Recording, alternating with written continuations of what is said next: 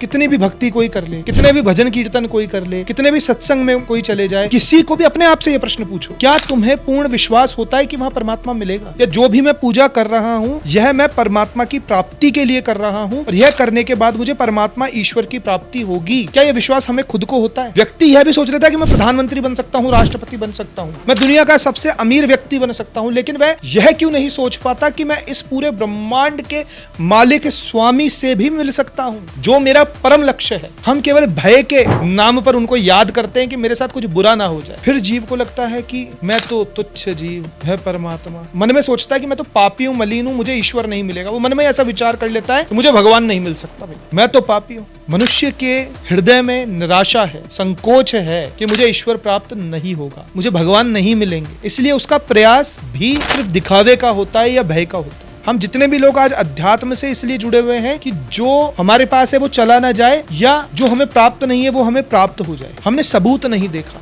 इसीलिए हमारे मन के अंदर एक भीतर निराशा है, और जो हम प्राप्त नहीं कर सकते उसमें कमी ढूंढने लगते हैं। जिनका विश्वास ईश्वर में नहीं है वह कभी तुम्हें ईश्वर की ओर नहीं मोड़ सकता, जिसका विश्वास संसार में है वह तुम्हें संसार की ओर मोड़ेगा, और यह संसार एक दिन छूटेगा। मनुष्य एक आशावादी जीव है। जहां भी उसे आशा मिलती है ना, और आशा रहती है, उस दिशा में वह सदैव कार्य करता है। मनुष्य को यह आशा रहती है कि मुझे धन कमाना है, तो वह धन कमाने के लिए मेहनत करता है।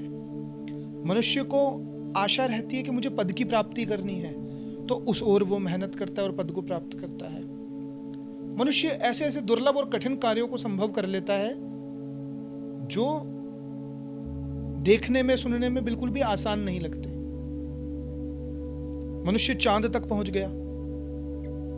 मनुष्य ने विज्ञान के माध्यम से उन्नति कर ली, उपकरण बना लिए, और ऐसे ऐसे उपकरण बना लिए जिसे देखकर आज हम ताजुब करते हैं कि देखिए मोबाइल फोन एक जगह पर बैठकर किसी से बात की जा सकती है, video calling, live streaming, AI, तरह तरह की निर्माण कर लिए, विकास कर लिया। लेकिन वह क्यों कर पाया? क्योंकि उसे आशा थी, उससे उम्मीद थी, उसे विश्वास था कि वह कर सकता है।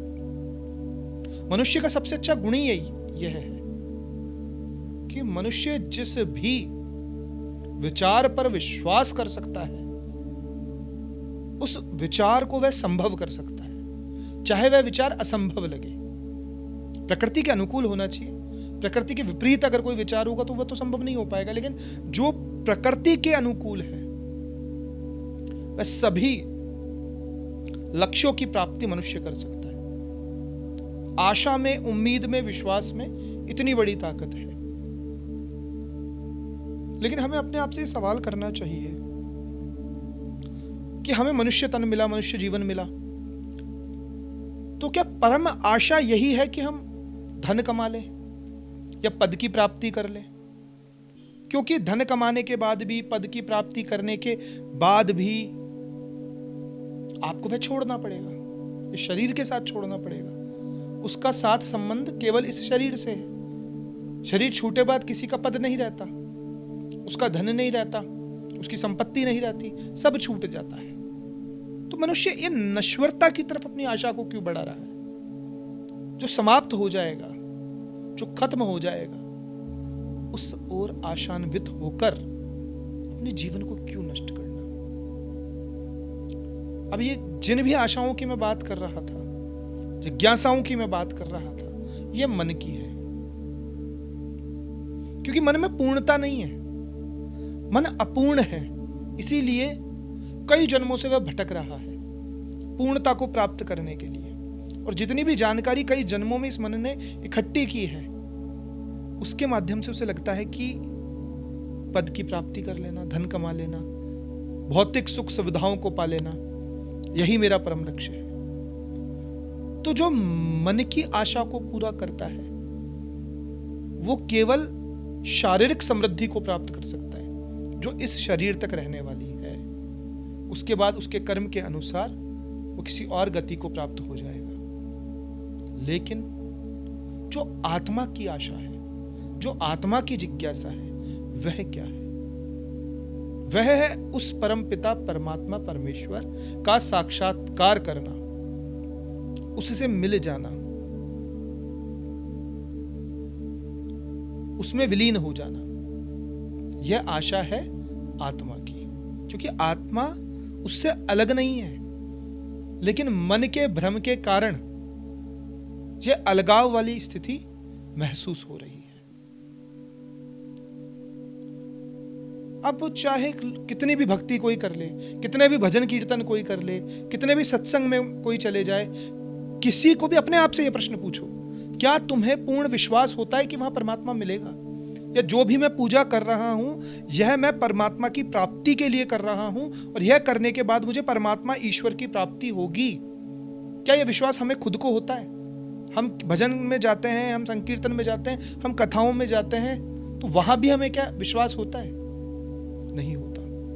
मनुष्य के हृदय में निराशा है, संकोच है कि मुझे ईश्वर प्राप्त नहीं होगा, मुझे भगवान नहीं मिलेंगे।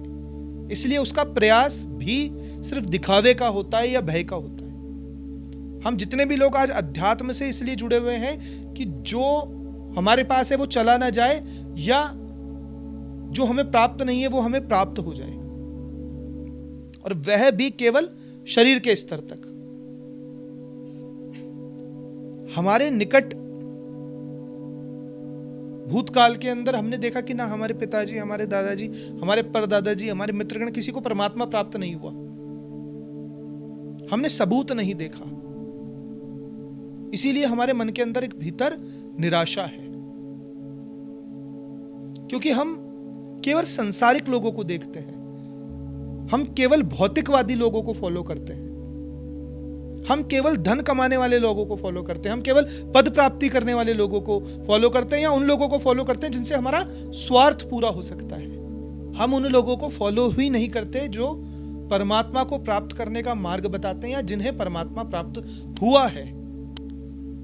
उन पर तो हम संशय करते हैं, उनको तो हम ढोंगी पाखंडी कहते हैं, क्योंकि शायद उन संतों के अनुभव को हम अनुभव नहीं कर पाते। हम केवल भौतिकता के अनुभव को ही अनुभव कर पाते हैं। हमने देखा कोई भौतिकवादी धन कमा रहा है, हम भी धन कमा लेते हैं, तो दोनों चीज मैच हो जाती है, तो हमें लगता है हाँ हाँ ये भौतिकवादी सही है। कोई संत परमात्मा को प्राप्त करने की बात करता है और वह हमसे यह उम्मीद करता है कि हम भी सतमार्ग पर चल के, हम भी सत्संग करके, हम भी साधना करके परमात्मा को प्राप्त कर लें। वह हमसे होता नहीं है, इसीलिए हम उस ओर निराशा पकड़कर बैठ जाते हैं, और जो हम प्राप्त नहीं कर सकते उसमें कमी ढूंढने लगते हैं। यह मनुष्य की सबसे बड़ी कमी है आज के समय पर। ना तो सदग्रंथों की शरण में जाते हैं, ना सदगुरुओं की शरण में जाते हैं, ना परमात्मा और भगवान को प्राप्त करने का विश्वास या संकल्प लेकर चलते हैं। व्यक्ति यह भी सोच लेता है कि मैं प्रधानमंत्री बन सकता हूं, राष्ट्रपति बन सकता हूं, मैं दुनिया का सबसे अमीर व्यक्ति बन सकता हूं, लेकिन वह यह क्यों नहीं सोच पाता कि मैं इस पूरे ब्रह्मांड के मालिक स्वामी से भी मिल सकता हूं, उसके प्रेम का, उसके अनुग्रह का पात्र भी बन सकता हूं। जो मेरा परम लक्ष्य है, जहां से मैं छूट कर आया हूं, जहां मुझे लौट कर जाना है। मुझे मनुष्य देह इसीलिए तो मिला है, लेकिन मनुष्य देह में आकर मनुष्य को लगता है कि भौतिक समृद्धि पाना ही मेरा लक्ष्य था। कुछ इमारतें बना के, कुछ धन संचय करके वह संतुष्ट होने का प्रयास करता है, उस संतुष्टि को दिखाने का प्रयास करता है कि मैंने जीवन में बहुत कुछ प्राप्त कर लिया। नहीं मेरे भाई, यह सब छूट जाएगा, यह सब हाथ से निकल जाएगा, यह सब नश्वर है, यह कुछ क्षण का है। तेरा परम लक्ष्य तो केवल परमात्मा की प्राप्ति है। तू जिससे अलग हुआ है, जिससे बिछुड़ गया है, उससे मिलना, उसे पहचानना, उसे जानना ही तेरे इस मनुष्य देह का परम लक्ष्य है। लेकिन हमने हमारे और परमात्मा के बीच एक बहुत बड़ा गैप बना लिया। हमें लगता है कि वह गैप कभी कवर नहीं हो सकता, इसलिए हमें परमात्मा नहीं मिल सकता। नहीं, मुंडकोपनिषद का एक सूत्र कहता है, द्वा सुपर्णा सयुजा सखाया द्वा सुपर्णा सयुजा सखाया समानम वृक्षम परिशस्व जाते। कि यह जो जीव और परमात्मा है ना, वह एक ही वृक्ष की एक ही डाली पर बैठे दो सुंदर पक्षी हैं। एक फल को खा रहा है और एक खाते हुए देख रहा है। जो फल को खा रहा है वह तो जीव है, लेकिन जो उस फल को खाते हुए देख रहा है वह परमात्मा है।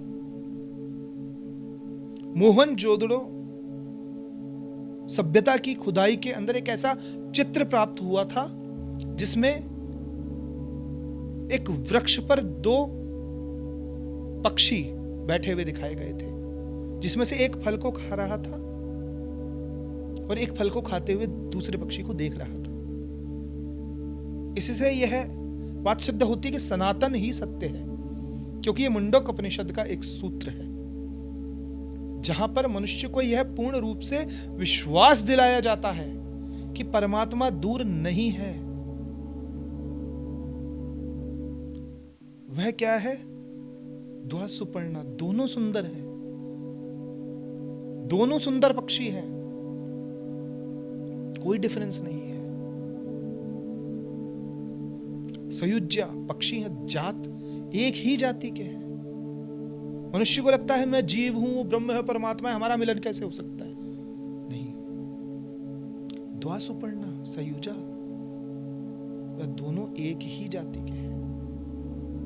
अगर एक चींटी या एक चूहा जिराफ से मिलने की बात करें तो लगे भी कि हाँ ठीक है, दोनों का मिलन नहीं हो सकता, लेकिन दो पक्षी तो आपस में मिल सकते हैं। ये मुंडक उपनिषद, ये वेद सिखा रहे हैं, लेकिन वेदों को हम पढ़ते नहीं है, सुनते नहीं है, या जो वेद और गहन हमें सत्य को बताने वाले हैं उनसे हम काफी दूर हैं।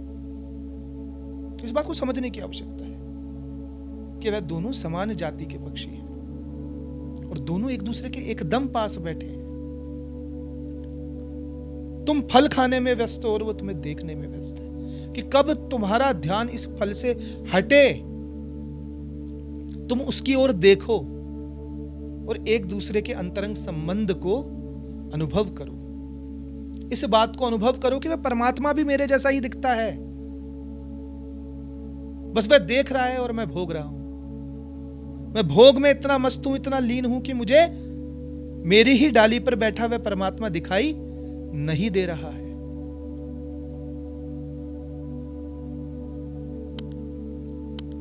फिर जीव को लगता है कि मैं तो तुच्छ जीव, वह परमात्मा। एक जाति से होने से क्या होता है, एक परिवार के होने से क्या होता है? कौरव और पांडव भी तो आपस में लड़ लिए, तो क्या एक परिवार का होना, क्या एक जाति का होना, क्या मनुष्य मनुष्य आपस में नहीं लड़ता? तो वह परमात्मा हमसे कैसे मिलेगा, कैसे संबंध बनाएगा?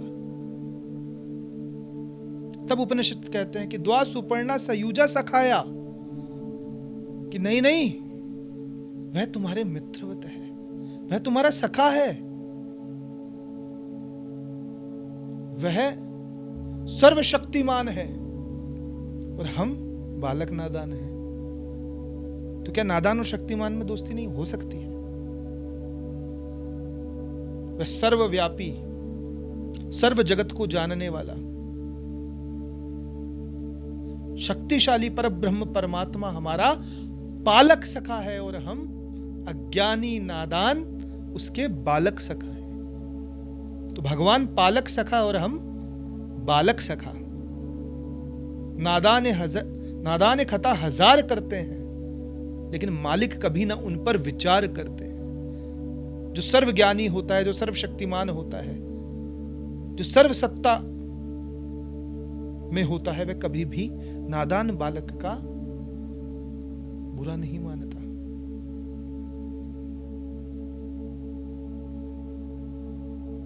तो सखा रूपी हम में संबंध है। जब भगवान श्री कृष्ण मनुष्य अवतार लेकर धरती पे आए थे, ब्रज में आए थे, तो वह नित्य अपने सखाओं के साथ एक खेल खेलते थे और उनका प्रिय सखा था श्रीदामा।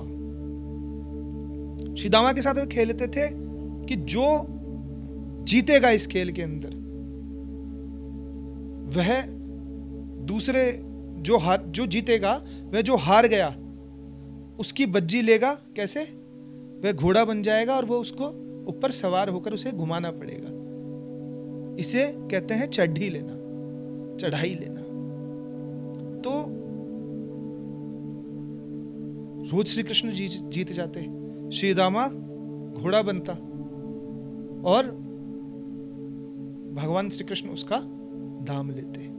एक दिन खेल है, भगवान कृष्ण हार गए और श्री दामा से कहा कि आज मैं दाम नहीं दूंगा, मुझे लेट हो रहा है, मुझे जाना है, कल मैं दूंगा। नहीं श्री दामा, नहीं, बड़े दिनों में चक्कर में आए हो, नहीं, दाम देना पड़ेगा। रोज हम हारते हैं, आज तुम हारे हो, रोज तुम हमारा दाम लेते हो, आज जब तुम हार गए तो तुम खिसकने का प्लान बना रहे हो।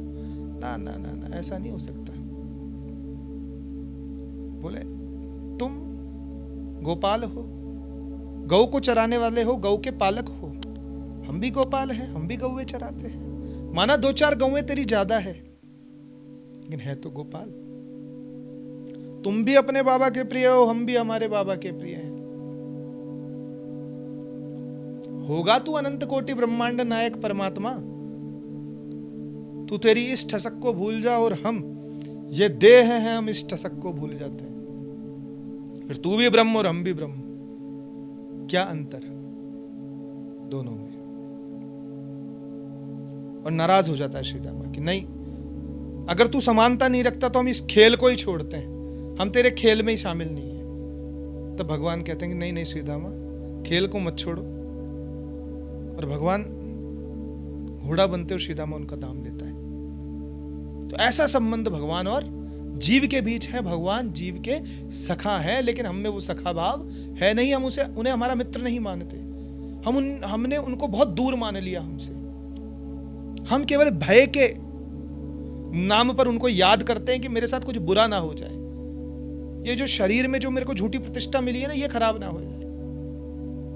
लेकिन जो शाश्वत संबंध उस परमात्मा के साथ हमारा है, उस शाश्वत संबंध को हम कभी भी स्थापित नहीं करते, क्योंकि हम सद्गुरु की शरण में नहीं जाते, सद्ग्रंथों की शरण में नहीं जाते, भगवान के अनुभव को बताने वाले की बातों पर विश्वास नहीं करते। माना इस क्षेत्र में बहुत पाखंड हो गया, लोग तुम्हें इस शरीर तक ही सीमित रख रहे हैं। जो तुम्हें सिर्फ केवल इस शरीर से जुड़े लाभ दिलाए वो जादूगर हो सकता है, लेकिन एक संत तुम्हें इस आत्मा के लाभ की बात करेगा। इस आत्मा को मुक्त कैसे करना है, वह परमात्मा कैसे मिलेगा, इसकी बात करेगा।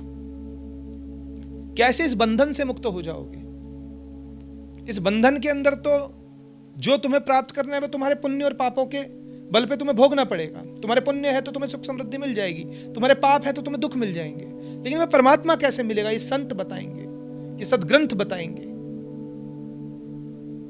ये ब्रह्मनिष्ठ संत बताएंगे, जिनकी निष्ठा ब्रह्म में है, जिनका विश्वास परमात्मा में है, जिनका विश्वास ईश्वर में नहीं है वह कभी तुम्हें ईश्वर की ओर नहीं मोड़ सकता। जिसका विश्वास संसार में है वह तुम्हें संसार की ओर मोड़ेगा, और यह संसार एक दिन छूटेगा।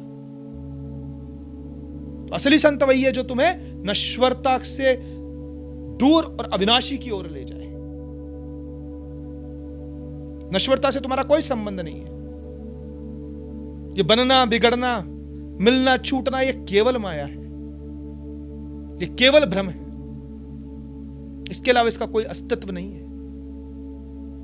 दूसरा एक और डिफरेंस जो जीव परमात्मा के साथ बताता है, क्या? कि हम तो पापी हैं, हम तो मलिन हैं। तो मलिन से, पापियों से परमात्मा थोड़ी मिलता है। बहाना मिल जाता है इस मन को, जीव को, उस परमात्मा से दूर होने का। वो मन में सोचता है कि मैं तो पापी हूं, मलिन हूं, मुझे ईश्वर नहीं मिलेगा। वो मन में ऐसा विचार कर लेता है और उसके मन के अंदर वो निराशा सुदृढ़ हो जाती है और दृढ़ हो जाती है कि मुझे भगवान नहीं मिल सकता, भाई मैं तो पापी हूं। नहीं नहीं नहीं, तुम्हारा सामर्थ्य नहीं है कि तुम इतने पाप कर सको जितने वो मिटा ना सके। तुम इतने पाप कर ही नहीं सकते जितना भगवान का एक नाम मिटाने का सामर्थ्य रखता है। एक भगवान का नाम और चिंतन जितने पाप मिटाने का सामर्थ्य रखता है, उतने पाप करने का सामर्थ्य तुम में नहीं है। मनुष्य की क्षमता, जीव की क्षमता अपने देह आवास में कितनी है? कितने पाप कर सकता है वह? क्या इतने पाप कर सकता है कि भगवान ना मिटा पाए? भगवान इस पूरे संसार को, अस्तित्व को एक पलक की झपक से मिटा सकता है। तो तुम्हारे पापों की हैसियत क्या है? तुम इस पूरे ब्रह्मांड के अंदर एक छोटे से ग्रह पर बैठे, एक देश के अंदर, एक राज्य के अंदर, एक शहर के अंदर, एक मोहल्ले में, एक गली में, एक घर में बैठकर यह धारणा बनाते हो कि मेरे पाप इतने हैं कि मैं उस भगवान से नहीं मिल सकता, या भगवान मेरे पाप नहीं मिटा सकता, जिसने एक क्षण में ये अनंत कोटि ब्रह्मांड बना दिए। तुम्हारे पापों का सर्वनाश तो केवल उसमें चित्त लगाने से, क्षमा, हृदय से क्षमा मांगने से, शरणागत हो जाने से ही हो जाएगा। तुम में इतनी ताकत है ही नहीं कि तुम इतने पाप कर सको जो भगवान ना मिटा सके। उसका नाम कृपा सिंधु है, कृपा निधान है, दयालु है। कृपा की ना होती जो आदत तुम्हारी, तो सुनी ही रहती अदालत तुम्हारी। जो दीनों के दिल में जगह तुम ना पाते, तो किस दिल में होती हिफाजत तुम्हारी? वो दीन बंधु है और हम दीन हैं।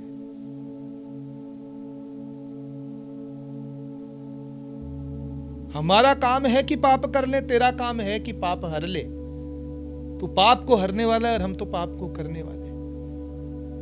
तो जाने अनजाने में हमसे कितने भी पाप कर्म कृत्य बने हो,